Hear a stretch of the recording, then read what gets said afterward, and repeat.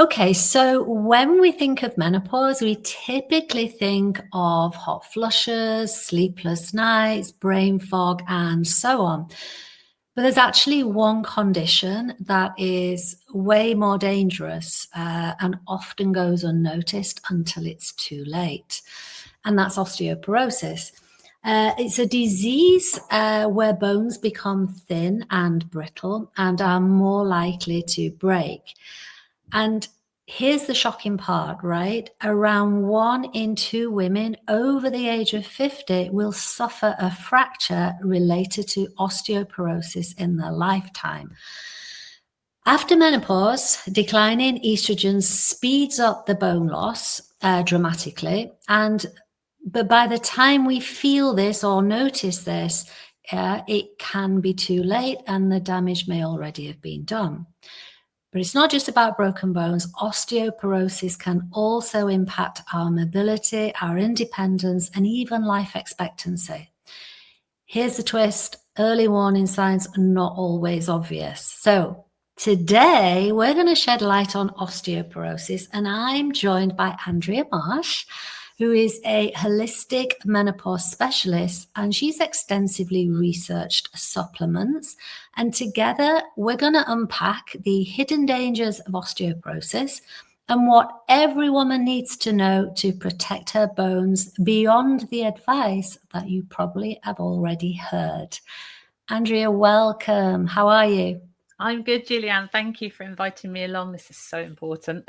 It so is, right? It was a bit of a long build-up, but important to set the scene, really, and paint the picture. There's so much about weight training and strength training and so on. So I'm going to start with that because we often hear that if we lift weights, and stay active, our bones will be protected. But is that the whole story? It's a good part of the story, but no, it's not the whole story, because what happens, especially here in the West, because my speciality is Eastern medicine, Chinese medicine. And what I like about that is it's holistic. So it looks about everything. And we will delve into that more with some of your later questions. But it's one aspect, because if you're doing high intensity and impact where you're really hammering the bones, but you're not nutritionally feeding your body, then you can actually be worse off. You could actually end up with shin splints and all sorts. So it's about feeding the body and looking at your symptom set and your lifestyle as a whole, of which impact and weight training is one aspect. Right. Yeah, because I think, like with the media and all the social media hype on lifting weights and so on, it's tempting to think that we can rely on that alone. Well, I was going to say, what I would say is everything has become 30-second sound bites because of social media. So they're all just pushing one thing. And we're going to take 20 minutes to give you the more rounded, holistic, healthy way of looking at things. Yeah, I mean, makes sense, doesn't it? You can't go hard at something if you're not putting the right stuff into your body. What about other symptoms, though, that typically we struggle with at this stage, like poor sleep, increased anxiety, brain fog, and joint stiffness? Do any of those point towards what could be happening internally to our bones? Because there's nothing to go off, is there? I would say completely. I would say any symptoms that you're putting up with in the so-called, menopausal realm, perimenopause, your 30s, your 40s, any health symptoms where you go, oh gosh, I'm achy, oh gosh, I'm this, oh, I suffer from that regularly. Any of these symptoms are precursors to later, more severe health issues, whether it be osteoporosis or cardiovascular, because your body lets you know it's not happy. Mhm. And not everything is a screaming pain. Screaming pain is when, the red light warning is coming on the car because there's no petrol left. Yeah. But before that, you've got a petrol gauge that's going down and down. So it's telling you that you're going to run out of petrol, and then it flashes at you when it's about to stop. And it's exactly the same with the body. If you're putting up with stuff, if you're getting up in the morning fatigued, and if you can apply the fatigue to having a rough night, then actually you need to sort out why you're having a rough night. If you Yeah. have a good night's sleep and you wake up fatigued, that's an issue as well. Um, Basically, all of your symptoms in menopause or perimenopause are your body saying to you, you need to do something. I'm flashing you like a car warning light here. Are you listening? Yeah, great. In yoga, I always say, listen to the whispers before you have to listen to the screams. And, Oh, yeah. it's like going into a pose or something and, it like tweaks something or you feel something. That's the time to back out rather than go into it deeper and you end up with an injury. Yeah, our body talks to us. Yeah, but we don't listen. Completely. Are we listening? That is the question. Yeah. And there seems to be a badge of honor about, oh, I'm putting up with all of this and I'm carrying on. Well, that will come back to bite you. That will be the osteoporosis. That will be, I don't know, so some condition of cardiovascular in the future, or hot flushes. The big symptoms there are the end game symptoms. They're Yeah. not like you say, the whispering. They're the Yeah. block building of future ill health starts now with the whispers. So we'll come on to hot flushes after. I just want to ask this one Yeah. about weight gain, right? Yeah. This is everybody's favorite topic. Oh, yeah. Mine as well. Yeah. And weight gain and our body composition changes in menopause. I mean, you might not gain weight, but your shape changes. Yeah. Um, are any of those linked to weaker bones osteoporosis? Because in my head, I always thought, extra padding was good because the estrogen lived in the fat. And like, can you put us straight on that? Um, Especially if you gain belly fat, that is a sign that the body is changing. Normally, the belly fat comes as the estrogen declines. I Yeah, think the common link to a lot of it all is actually stress.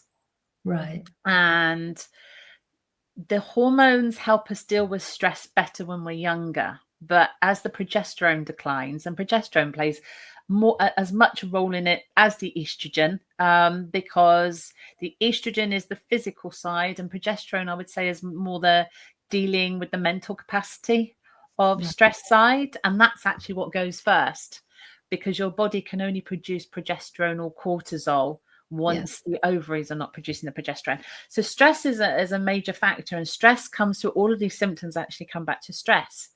So stress can take a hold if you've not got the nutrition in the body to help combat it and help it go away. So when you've got a limited amount of nutrition going in, and a limited amount of nutrition can still be a healthy eater, okay, and eating your greens, eating whatever, you think you've got a healthy diet, and you probably have, but you've not got enough nutrition to deal with the modern Western lifestyle. Right. And so if the nutrition has to choose where to go, it goes to survival mode before anything else. Okay. And Makes so sense. things like brain fog and bone density, and reproduction, they're way down the list. So that's why things like your libido and whatnot just disappear. So there is an absolute sequence to the way the body works. And when the body gets nutrition, it will send it to the nervous system before anything else to Mhm. keep you alive and keep you breathing. Yeah. So if you feel like you can't handle stress as well as you could, and your hormones are changing, that will be the baby steps, the first markers that you're opening yourself to the possibility of osteoporosis later in life. I mean, it's so simple, isn't it? And you go back to like caveman days where they heard a rustle in the jungle, and they like go into that mode of survival, and all the Yeah, blood is diverted to the muscles, but that's what yeah. chronic is like. Human beings are still a very young race. I think about 70,000 years. back to Homo sapiens. That's not a lot of time for bodies to evolve. And modern stresses with the modern toxicity has only been 50, 100 years. And Neanderthals were around for like 500,000 years. So when you put it all into perspective, what our bodies now have to deal with since let's say the 1980s, it's too much of a toxic load and stressed Western lifestyle mode. And then, you're adding in all these things, EMF, everything you add in, the body hasn't yet adapted to. Yeah. And then on top of all that, women think they should go and do quite high intensity exercise. And I say, if you're going to train like an athlete, then you need nutrition like an athlete. Sure. And it's amazing how many women are like, oh, I do, 5 boot camps a week or something. And I said, well, do you take supplements like you're training for the Olympics? No, I eat half a banana because I don't want to put on belly fat. Yeah. And like we think about stress like when we've got road rage or something like that, but that's like the pressure valve going, isn't it? Yeah. It's what's underneath. And when you're constantly stressed, it's like a default state. You actually don't know you're stressed. It's chronic stress, underlying, isn't it? Yeah, it's chronic stress. So the road rage could be, like the straw that breaks the camel's back. Yeah, if you snap at something, you go, why have I completely exploded at that? It's because actually you're just hovering under your snapping limit because of chronic stress.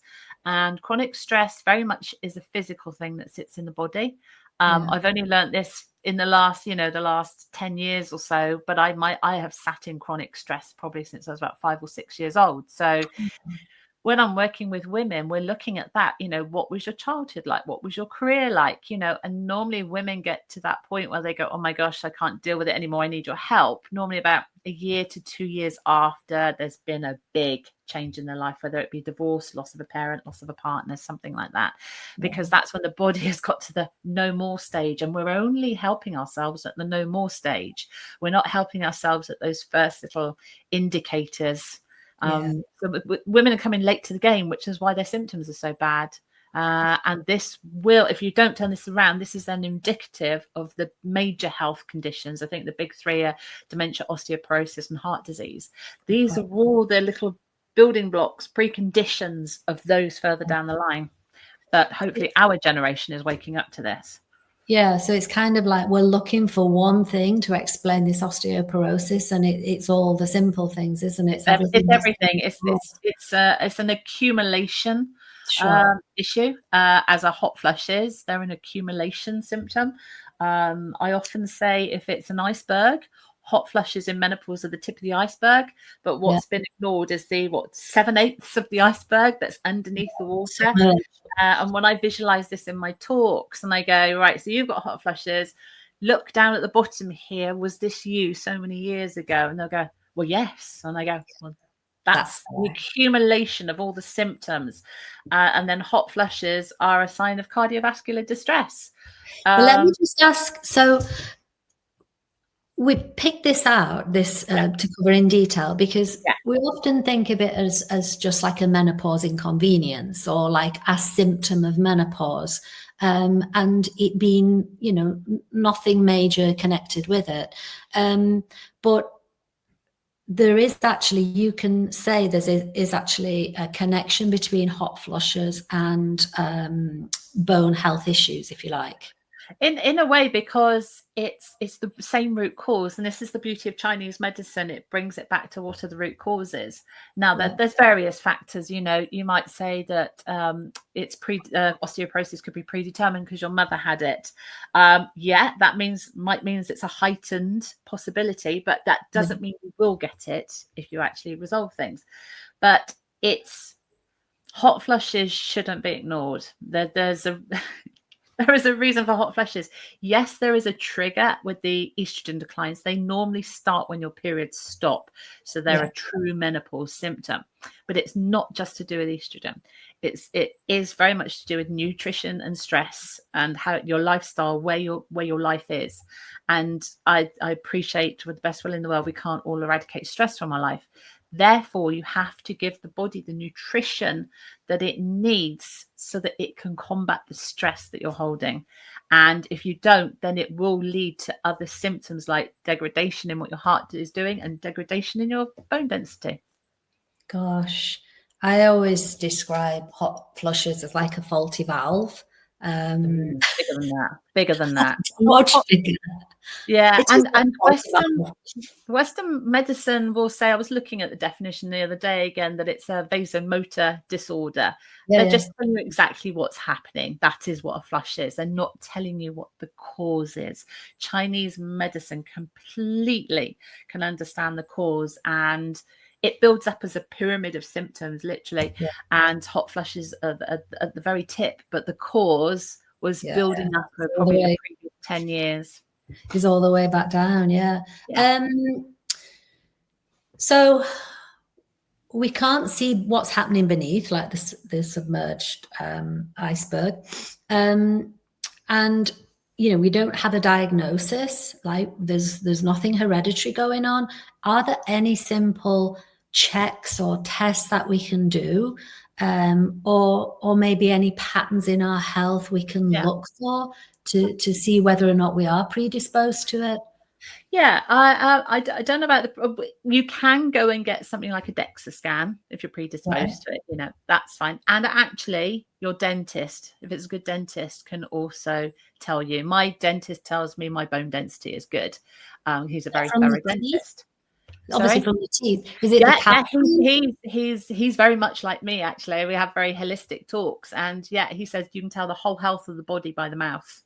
Wow.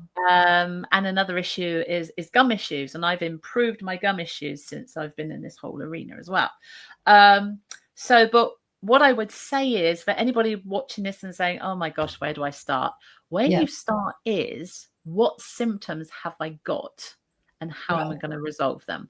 And I say there's like the big top 5. So you might be watching this and you've got the hot flushes, or you could be more in perimenopause and it's brain fog, anxiety. I can never remember the top 5.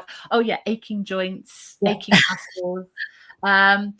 The biggies. And what you do is you resolve just one of those, because in resolving one major symptom, you will have a positive impact on all symptoms.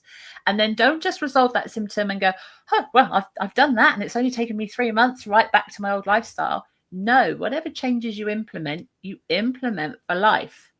Right. And this is how, so it's not about being overwhelmed that I've got 34 symptoms. What do I do?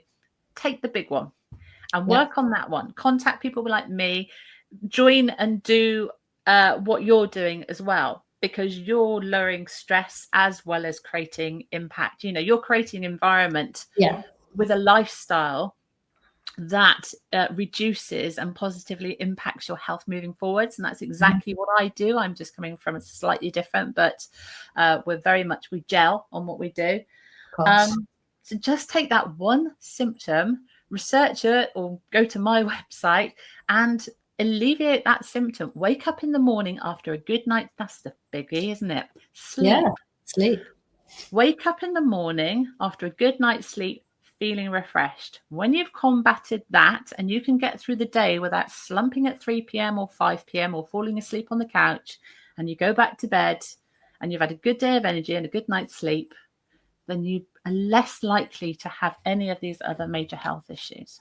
Yeah, because they're all connected, aren't they? At the end of the day. I mean, brain fog, if you've not slept, a million times worse, because you can't think straight, can you? Yeah. Cool. So what one tip would you give for nutrition and I've even created a free download that you can get for this, because it is the most overlooked. When I'm dealing with women and I say, right, send me supplements, it's the one they overlook and they don't take. Oh, come on, tell us. You're not going to believe it. Go on. A multivitamin. A multivitamin. Oh. Yeah. Preferably, if you can, a plant-based multivitamin, because then your body utilizes it as food, whereas the cheaper ones are synthesized, so you might be weighing those out. A plant-based multivitamin is like having 100 heads of broccoli in a little capsule, because it's got all of the trace minerals in to help the body work. So, for example, just very quickly, a lot of women have B12 deficiency. Yeah. But if you take B12 on its own, it's not got anything to support it or hold it up or help it do its processes. So it needs the whole B complex. And then Yeah. the whole B complex needs all the trace minerals. That's Right. what a multivitamin is. Wow. And there's been 3 major studies since COVID, 3 huge international studies. And they've proved after 2 years of just having one group on multivitamin and another group on placebo, at the end of the 2 years, that those on a multivitamin had brain cognitivity, Yeah. brain performance and speed and memory of 5 years younger than those not on the multivitamin. Whoa, that's incredible. In our last interview we did when we talked about menopause supplements, and I'll put a link to it after this video. It was vitamin C. Do you remember? Everyone Yeah. vitamin I C. take it every single day. It's another one. Yeah. I mean, I have the top 5 and I have all that in my supplements guide, because this is what it boils back to. Feed your body, and the food, sadly, that we eat at the moment doesn't have the nutritional richness of 60, 70 years ago. I just want to, I know we're coming to an end, but I just want to say as well, I like what you said about, you think you're eating healthy. There's a lot of misinformation out there, low fat this and low calories and so on. Never low fat. Yeah, exactly. You should never interfere with foods. And, we think, we're led to believe we've got this healthy diet, but there could be key components missing, which follow on later years down the line into osteoporosis or other issues. Absolutely, especially for vegetarians and vegans. Yeah, exactly. You and I have had this conversation, and I've spent a lot of time looking at mine, trying to plug any gaps. If anyone has any questions or comments, please drop us a line, and either myself or Andrea or both of us, if you're really lucky, we'll get back to you. Andrea, as ever, a pleasure talking to you, and thank you for shedding light on this and looking at it in a different way. I think women will be, after watching this, less inclined to think, oh, well, I'm lifting weights, I'm good, right? So one aspect. Yeah, one aspect. Yeah, it doesn't hurt, but there's more beneath, isn't there? So thank you so much, and we will see you again soon. Namaste. Thank you, Julianne. Thank you. Bye. Bye-bye. Bye-bye.